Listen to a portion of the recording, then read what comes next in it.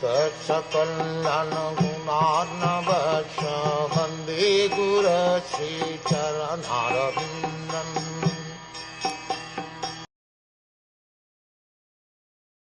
My dear son, whatever you inquired from me, I have thus explained unto you, and you must know for certain that whatever there is, either as cause or as effect, both in the material and spiritual worlds, is dependent on the Supreme Personality of Godhead.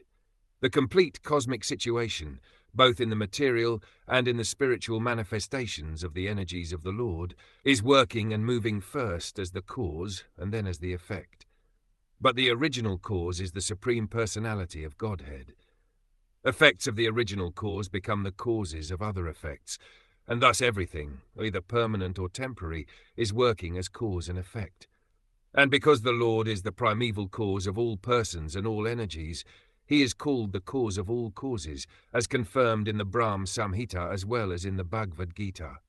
The Brahma Samhita affirms, and in the Bhagavad Gita it is said, so the original primeval cause is Vigraha, the personal and the impersonal spiritual effulgence, Brahmjyoti, is also an effect of the Supreme Brahm, Lord Krishna.